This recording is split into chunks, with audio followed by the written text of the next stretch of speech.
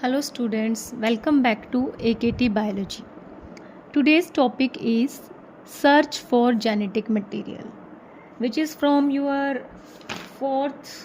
fifth chapter, molecular basis of inheritance, from your NCERT textbook. Okay बेटा, हमने DNA की structure कर ली है और इतना बड़ा तुम्हारा 2.2 मीटर लॉन्ग थ्रेड डीएनए का जो है वो न्यूक्लियस में किस तरह से पैक है वो भी हमने कर लिया है कि डीएनए पैकेजिंग किस तरह से होती है। लेकिन आप कैन यू टेल मी कि वाई वी आर सेइंग कि DNA is the genetic material, only DNA is the genetic material. वो कुछ और भी तो हो सकता है, कोई और बायोमोलिक्यूल भी तो हो सकता है, लाइक आरएनए, प्रोटीन या अदर मैक्रोमोलिक्यूल जो जेनेटिक मटेरियल का काम कर सकता है। टुडे वी नो दैट कि DNA is the genetic material in most of the living organism. RNA होता है वो कुछ वायरसेस के केस में होता है, ठीक है, बट मतलब प्रीडोमिनेंटली हम यही बोलते हैं कि DNA is the genetic material. लेकिन ये जो कंक्लूज़न है कि डीएनए ही जेनेटिक मटेरियल है, हाउ कैन यू से कि डीएनए ही जेनेटिक मटेरियल है? तो डीएनए जेनेटिक मटेरियल है, इस चीज़ के लिए 90s में बहुत सारे एक्सपेरिमेंट्स हुए थे जिनको आज मैं डिस्कस करूँगी। उन एक्सपेरिमेंट से आपको ये प्रूफ मिलेगा कि जो आज हम जानते हैं कि डीएनए जेनेटिक मटेरियल है वो उन एक्सपेरिमेंट्स के कंक्लूज़न के अकॉर्डिंग हमें पता लगता है कि DNA is the genetic material. Okay, सबसे पहला आपका एक्सपेरिमेंट है ट्रांसफॉर्मिंग प्रिंसिपल। जेनेटिक मटेरियल कुछ भी हो सकता है, डीएनए, आरएनए, प्रोटीन, अभी तक हमें नहीं पता है सपोज कि क्या जेनेटिक मटेरियल है। ट्रांसफॉर्मिंग प्रिंसिपल ये एक एक्सपेरिमेंट है जिसको 1928 में फ्रेडरिक ग्रिफिथ ने दिया था। ये ट्रांसफॉर्मिंग प्रिंसिपल या ग्रिफिथ एक्सपेरिमेंट के नाम से भी इसको जाना जाता है। ग्रिफिथ ने जो ऑर्गेनिज्म अपने एक्सपेरिमेंट के लिए लिया था दैट वाज स्ट्रेप्टोकोकस निमोनिया। ये एक बैक्टीरिया है जो निमोनिया कॉज करता है। ओके, उसने क्या किया था, ये जो निमोनिया कॉजिंग बैक्टीरिया है इसके 2 स्ट्रेन लिए थे। 2 स्ट्रेन उसी की टाइप का दूसरा जैसे आप माइक्रोबायोलॉजी में आप पढ़ोगे जो बैक्टीरियाज होते हैं या जो माइक्रोब्स होते हैं, कोई भी माइक्रोब्स होते हैं जो स्मॉल माइक्रो लेवल के ऑर्गेनिज्म होते हैं, उसमें ही उसकी दूसरी फॉर्म को उसका स्ट्रेन बोलते हैं, ठीक है, किसी भी स्पीसीज़ की। जैसे मान लो अब ये बैक्टीरिया है निमोनिया, इसका ये जो एस स्ट्रेन है उसने एक एस स्ट्रेन लिया था, एक आर स्ट्रेन लिया था। जो आर स्ट्रेन है ये जब इसको कल्चर प्लेट में ग्रो करते हैं ये स्मूथ और शाइनी कॉलोनीज बनाता है, और कॉलोनी मतलब उसी की दूसरी और क्लोन्स जो है वो शाइनी और स्मूथ कॉलोनी बनाता है। और ये बिकॉज इसलिए था क्योंकि इसके चारों ओर एक पॉलीसेक्राइड की म्यूकस की कोटिंग थी, इसीलिए ये दिखने में फिनोटिपिकली बाहर से स्मूथ और शाइनी कॉलोनी वाले बैक्टीरियाज थे, एस स्ट्रेन, ठीक है। दूसरे उसने लिए थे आर स्ट्रेन, रफ स्ट्रेन जिसको हम बोलेंगे। ये स्मूथ और शाइनी कॉलोनी नहीं बना रहे थे बिकॉज इनके चारों ओर कोई पॉलीसेक्राइड की म्यूकस की कोटिंग नहीं थी, ठीक है। तो इसने ग्रिफिथ ने अपना एक्सपेरिमेंट किस तरह से किया था, जब इसने एस स्ट्रेन जो था स्ट्रेप्टोकोकस निमोनिया का उसको माइस पर इंजेक्ट किया तो माइस मर गई, माइस डाइड। मतलब इसमें कुछ ऐसा था एस स्ट्रेन में जिस वजह से माइस जो है वो मर गई, वो इस निमोनिया की वजह से, क्योंकि ये निमोनिया कॉजिंग है। एस स्ट्रेन जो है वो वायरुलेंट फॉर्म है, वायरुलेंट फॉर्म मतलब जो इन्फेक्शन कॉज करेगी उसमें, तो निमोनिया की वजह से वो माइस मर गई। लेकिन जो एस स्ट्रेन था जो रफ कॉलोनीज थी उसकी, जिस पे पॉलीसेक्राइड की कोटिंग नहीं थी, जब ये वाला स्ट्रेन स्ट्रेप्टोकोकस निमोनिया का माइस पर इंजेक्ट किया तो माइस जो है वो नहीं मरी, इट वाज लाइफ, ठीक है। तो इन दोनों एक्सपेरिमेंट से क्या कंक्लूज़न मिलता है आपको कि एस फॉर्म जो है वो वायरुलेंट फॉर्म है, जिसकी वजह से जब उसको माइस पे इंजेक्ट किया जाता है वो मर जाती है। लेकिन आर स्ट्रेन जो है वो नॉन वायरुलेंट फॉर्म है और माइस जो है वो लाइव रहती है, वो नहीं मरती, ठीक है। फिर उसने ग्रिफिथ ने क्या किया था फर्दर, जो एस स्ट्रेन है उसको हीट किल्ड कर दिया, मतलब थोड़े एक टेम्परेचर पे जो एस स्ट्रेन बैक्टीरियाज थे, जो स्मूथ कॉलोनीज वाले बैक्टीरिया थे, उनको हीट किल्ड कर दिया और फिर दोबारा माइस पे उसने इंजेक्ट किया हीट किल्ड वाले एस को। तो माइस इस बार नहीं मरी जो पहले मर रही थी नॉर्मल वाले एस से, ठीक है। मतलब mice not died, mice was live. मतलब जो हीट से ये स्ट्रेन जो है वो वायरुलेंट अब नहीं रहा। फिर उसने क्या किया कि जो एस स्ट्रेन हीट किल्ड हमने पहले लिया है, यहाँ पे हीट किल्ड एस स्ट्रेन को आर वाले स्ट्रेन के साथ मिक्स कर दिया। आर कौन सा? ये वाला रफ कॉलोनीज वाला, जिन पे कोई भी पॉलीसेकेराइड की कोटिंग नहीं थी, ये नॉर्मल था और नॉन वायरुलेंट था। जब दोनों को मिक्स किया हीट किल्ड को और आर रफ स्ट्रेन वाले को, माइस मर गई।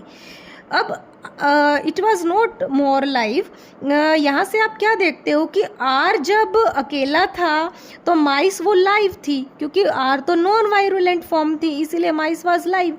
लेकिन जब आर को हीट किल्ड एस के साथ मिक्स किया गया तो माइस डाइड हो गई, माइस जो है वो मर गई, ठीक है।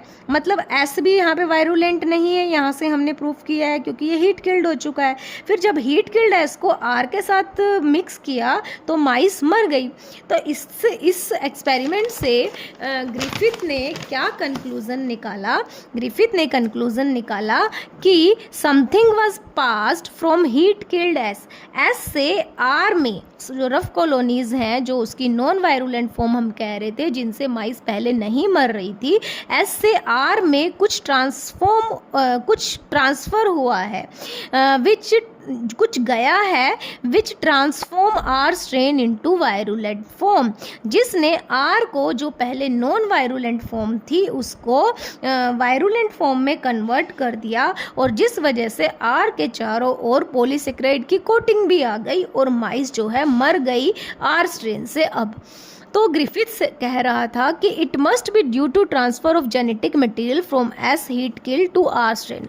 तो उसने कहा कि जरूर जो है हीट किल्ड एस से आपके आर स्ट्रेन में जेनेटिक मटेरियल गया होगा, जिसने आर को वायरुलेंट फॉर्म में, स्मूथ कॉलोनी फॉर्म में कन्वर्ट कर दिया, जिस वजह से माइस डाइड हो गई। ये देखिए यहाँ पे कि इस हीट किल्ड से आर पर कुछ गया है, कुछ ट्रांसफ़र हुआ है, जिसने आर को ट्रांसफॉर्म कर दिया वायरुलेंट फॉर्म में, जिस वजह से इस बार माइस डाइड हो गई। अदरवाइज आर तो माइस को नहीं मार पा रहा था, ठीक है।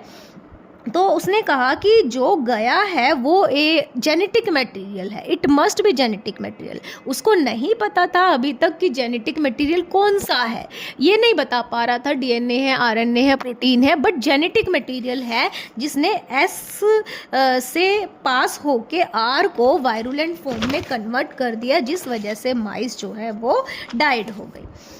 फिर उसके बाद उसने तो बस यही बताया था ग्रिफिथ ने। ग्रिफिथ के एक्सपेरिमेंट से क्या प्रूफ होता है कि जो एस कॉलोनीज़ है, हीट किल्ड एस कॉलोनी है बैक्टीरिया की, निमोनिया बैक्टीरिया की, वो जो है वहाँ से कुछ जेनेटिक मटेरियल पास हुआ है आर पे, जिसने आर को वायरुलेंट फॉर्म में कन्वर्ट कर दिया और उसने फिर माइस को मार दिया। फिर इसके बाद 1933 से 1944 में, ठीक है, ग्रिफिथ 28 में आया था। उसके लगभग 4-5 साल बाद 3 साइंटिस्ट आए, Oswald Avery, Colin MacLeod and Maclyn McCarthy.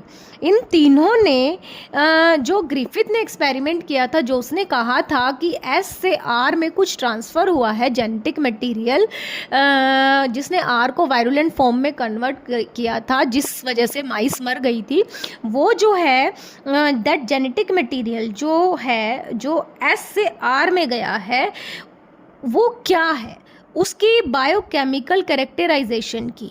तो उन्होंने सोचा कि वो जो बायोकेमिकल है, जो एस से, हीट किल्ड एस से, नॉर्मल एस से नहीं, हीट किल्ड एस से आर में गया है, तो वो प्रोटीन भी हो सकता है, डीएनए भी हो सकता है और प्रोटीन भी हो सकता है। तो उन्होंने वो जो हीट किल्ड एस थे ना, हीट किल्ड वाले, ये हमेशा याद रखना, हीट किल्ड एस से ये सारे के सारे जो मैक्रोमोलिक्यूल्स हैं, बायोकेमिकल्स हैं, वो एक्सट्रैक्ट एक्सट्रैक्ट और प्योरीफाई किए, वहाँ से निकाल के जब, तो हमें पता नहीं था क्योंकि हीट किल्ड एस और आर को मिक्स कर रहे थे तो माइस मर गई थी, लेकिन अब उसमें से क्या गया है, तो उन्होंने क्या किया, उस हीट किल्ड में से उन चीज़ों को निकाल लिया। सबसे पहले इन्होंने प्रोटीन्स को निकाला, ठीक है, हीट किल्ड एस से। जब प्रोटीन्स को आर स्ट्रेन से ट्रीट करवाया गया तो माइस लाइव रही, ये तो मरनी चाहिए थी अगर प्रोटीन जेनेटिक मटेरियल होता तो, लेकिन वो लाइव रही।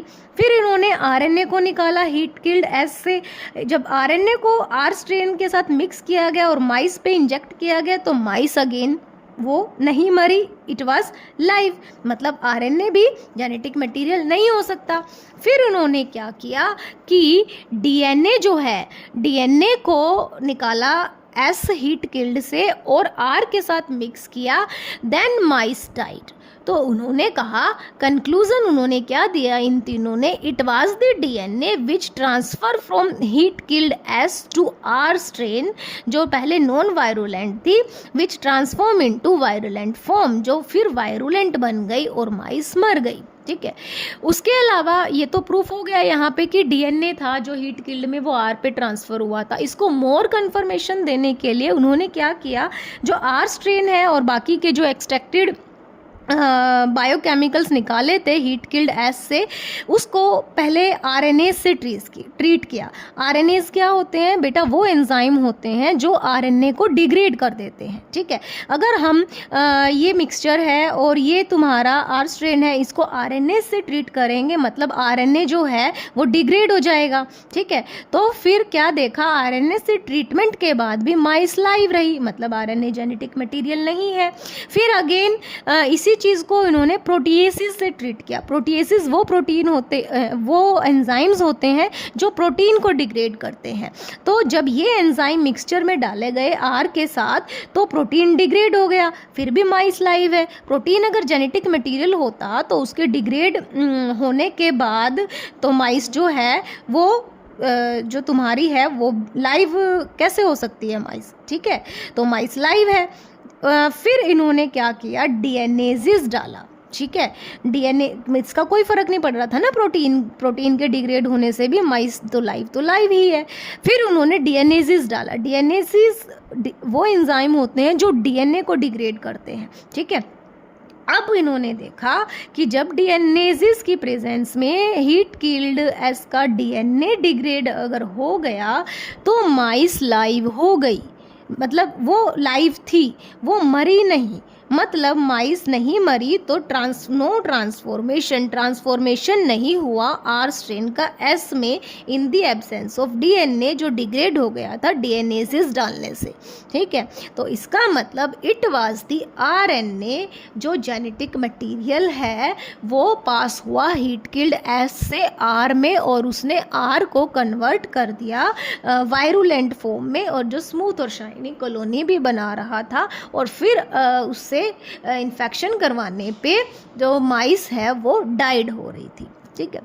उसके बावजूद ये सब एक्सपेरिमेंटल प्रूफ हो जाने के बाद भी कुछ कंटेम्प्रेरीज उस टाइम के ऐसे थे, दे वर नॉट टोटली एग्रीड कि डीएनए ही जेनेटिक मटेरियल है।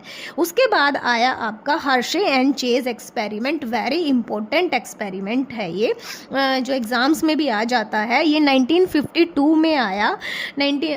यू रिमेंबर 1953 में आपका डीएनए का डबल हेलिक्स मॉडल आ गया था, जेम्स वॉटसन और फ्रांसिस क्रिक ने जो दिया था, उससे जस्ट 1 ईयर पहले दो साइंटिस्ट थे, Alfred Hershey and Martha chase, okay. इनके नेम पर ही इस एक्सपेरिमेंट का नाम है दी हर्शे एंड चेज एक्सपेरिमेंट। और उन्होंने किस पे काम किया था, बैक्टीरियोफाजिस पे। बैक्टीरियोफाज क्या होते हैं, phage means virus that infect the bacteria. और आपको पता है कि जब वायरस किसी भी ऑर्गेनिज्म को, फॉर एग्जांपल अगर बैक्टीरिया को वो इन्फेक्ट कर रहे हैं तो वो किस तरीके से करते हैं कि अपना जेनेटिक मटेरियल जो है वो होस्ट की बॉडी में, बैक्टीरिया की बॉडी, यहाँ पे बैक्टीरिया होस्ट है तो उसमें वो इंसर्ट कर देते हैं और फिर बैक्टीरिया उसको अपना समझ के उसकी रेप्लिकेशन करता है और कॉपी बनाता है, और वायरसेस की बहुत सारी कॉपी बन जाती है होस्ट के अंदर, ठीक है, दिस इज द मैकेनिज्म। तो ये सोच रहे थे हर्शे एंड चेज कि डीएनए जेनेटिक मटेरियल है या प्रोटीन जेनेटिक मटेरियल है। उन्होंने इन दोनों में से बिल्कुल क्लियर बता दिया था कि अपने एक्सपेरिमेंट से कि जेनेटिक मटेरियल कौन सा है। तो बेटा this is Hershey and chase experiment. Hershey and chase experiment में ये जो दोनों है बेटा, ये बैक्टीरियोफाज है, virus that infect the bacteria. अब फाज की स्ट्रक्चर कुछ इस तरह से होती है जो आपके सिलेबस में नहीं है। ये इसका हेड होता है, नेक होती है, टेल होती है, ठीक है, और अंदर ये जो है this is the genetic material. अब आप कहोगे कि ये जो वायरस है, bacteriophage is a virus, virus में तो जेनेटिक मटेरियल आरएनए होता है। ओके, होता है, बट लेकिन कुछ फाज ऐसे होते हैं जिनमें जेनेटिक मटेरियल डीएनए होता है, ठीक है। तो यहाँ पे इन्होंने जो फाजेस लिए थे उनका जेनेटिक मटेरियल डीएनए था, बट उस टाइम अभी हमें पता नहीं है ड्यूरिंग द एक्सपेरिमेंट। ओके, तो ये जो इन दोनों का जेनेटिक मटेरियल है, इन्होंने कुछ फाजेस जो हैं उनका जेनेटिक मटेरियल उनमें जो है इस वाले जो फाज है इसको लेबल कर दिया सल्फ़र 35 से, रेडियो एक्टिव सल्फ़र से 35 से लेबल कर दिया। रेडियो एक्टिविटी क्या होती है, अगर मान लो हम किसी चीज़ को रेडियो एक्टिव लेबल करते हैं तो बाद में डिटेक्शन के लिए वो लाइट एमिट करती है, एक तरह की लाइट आपको शाइन करती हुई दिखेगी। तो यहाँ पे इसको सल्फ़र 35 से लेबल कर दिया और इस वाले फाज को फॉस्फोरस 32 से लेबल कर दिया, रेडियो एक्टिव लेबल। ओके, और मैं आपको एक चीज़ क्लियर कर दूँ कि सल्फ़र जो है वो प्रोटीन्स में ही प्रेजेंट होता है, डीएनए में प्रेजेंट नहीं होता। और फॉस्फोरस, जैसे हमने डीएनए की स्ट्रक्चर की थी, फॉस्फोरस हमेशा डीएनए में प्रेजेंट होता है, वो प्रोटीन में प्रेजेंट नहीं होता। इन्होंने इसके 3 स्टेप किए। सबसे पहला स्टेप है इन्फेक्शन। इन्फेक्शन मतलब जब फाज को, ये बैक्टीरिया है, ये ग्रीन कलर का बैक्टीरिया का अपना जेनेटिक मटेरियल है, ठीक है।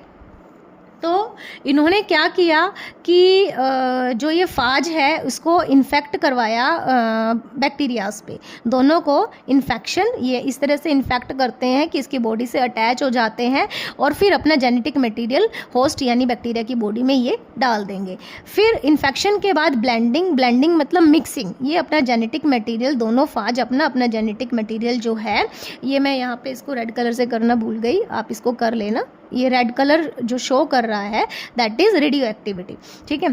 तो यहाँ पे मिक्सिंग, ब्लेंडिंग मीन्स मिक्सिंग, और ये सब कहाँ हो रहा है, टेस्ट ट्यूब में।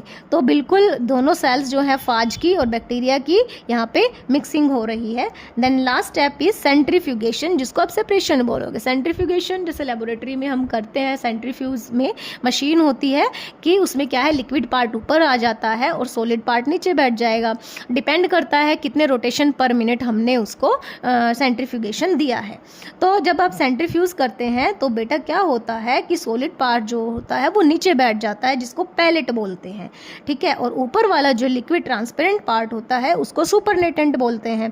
यहाँ पे जो पैलेट है सेंट्रीफ्यूगेशन के बाद, क्योंकि यहाँ पे हम सब सेल्स की इन्वॉल्वमेंट है, फाज सेल्स हैं, बैक्टीरियल सेल्स हैं, यहाँ पे जो पैलेट है वो सेल का डेब्रिस है, ठीक है। तो जब सेंट्रीफ्यूगेशन किया तो हर्शे एंड चेज ने देखा कि डेब्रिस में कोई रेडियो एक्टिविटी नहीं आ रही थी। यहाँ पे इस वाले एक्सपेरिमेंट में रेडियो एक्टिविटी सारी की सारी सुपरनेटेंट में आ रही थी। यानी यहाँ कौन सी रेडियो एक्टिविटी थी, सल्फर, है ना। तो सल्फर किस में प्रेजेंट है, प्रोटीन में। इसका मतलब प्रोटीन्स ऊपर रह गए, राइट, सेल्स में नहीं आए, सेल डेब्रिस में नहीं है, यहाँ पे पैलेट में नहीं है। बट लेकिन जब सेम एक्सपेरिमेंट फॉस्फोरस 32 लेबल्ड वाले फाज के साथ देखा गया सेंट्रीफ्यूगेशन के बाद, इट वाज फाउंड दैट कि जो रेडियो एक्टिविटी है, जो लाइट दिख रही थी वो पैलेट में दिख रही थी, सुपरनेटेंट में कोई लाइट नहीं थी। इसका मतलब फॉस्फोरस जो है हमने ऊपर लेबल किया था, यानी फॉस्फोरस तुम्हारा कहाँ है, वो सेल्स में आ गया। सेल्स में फॉस्फोरस, हमने फॉस्फोरस किस में प्रेजेंट होता है, डीएनए में, मतलब डीएनए सेल्स में आ गया। तो उन्होंने क्या कंक्लूजन निकाला फ्रॉम दिस एक्सपेरिमेंट कि जो प्रोटीन्स हैं वो तो ऊपर रह गए सुपरनेटेंट में, क्योंकि ये प्रोटीन को लेबल किया था सल्फर 35 से, और जो तुम्हारा डीएनए है वो सेल्स में ट्रांसफर हो गया क्योंकि हमने यहाँ पे फॉस्फोरस को लेबल किया था। तो it was the conclusion that DNA, it was the DNA which transform from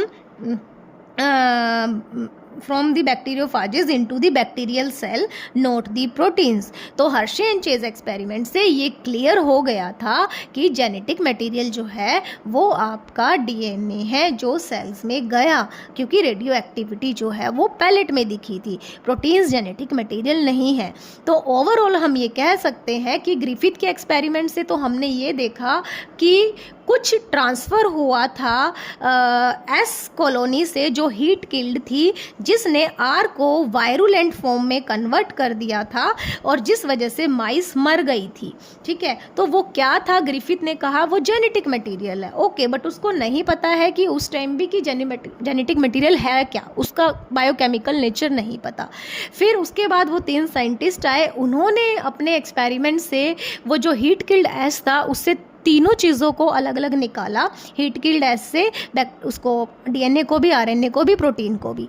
तो उन्होंने जब उनको सेपरेट आर फॉर्म से ट्रीट किया तो दे कंक्लूडेड कि डीएनए जेनेटिक मटेरियल है। ठीक है, जिसने आर को एस फॉर्म में कन्वर्ट कर दिया या वायरुलेंट फॉर्म में कन्वर्ट कर दिया, जिस वजह से माइस मर गई। फिर भी अगर कंफर्मेशन जो हुई फाइनल वो हर्शे एंड चेज एक्सपेरिमेंट से हुई कि डीएनए ही जेनेटिक मटेरियल है। इन्होंने प्रूफ किया बैक्टीरियोफाज और बैक्टीरिया का इन्फेक्शन करवा के। जब करवाया तो इन्होंने ये पाया कि जो रेडियो एक्टिविटी इन्होंने सल्फ़र में डाली थी, जो प्रोटीन्स में प्रेजेंट होते हैं सल्फ़र, वो सुपरनेटेंट में रह गई आफ्टर द एक्सपेरिमेंट। और जबकि जो फॉस्फोरस को लेबल किया था वो किस में आ गया? वो सेल्स में आ गया, पैलेट में आ गया, सेल्स डेब्रिस में आ गया। तो DNA is the genetic material जो ट्रांसफ़र हुआ फाजिस से बैक्टीरिया में। ठीक है, तो from all the experiments we can say कि DNA is the genetic material in most of the living organisms, not RNA, not protein, but it is DNA. RNA होता है, वो मैं थोड़ा सा चीज़ें लिंक करूँगी, but it is not the main genetic material in all the living organism. RNA ज़्यादातर viruses का जेनेटिक मटेरियल होता है।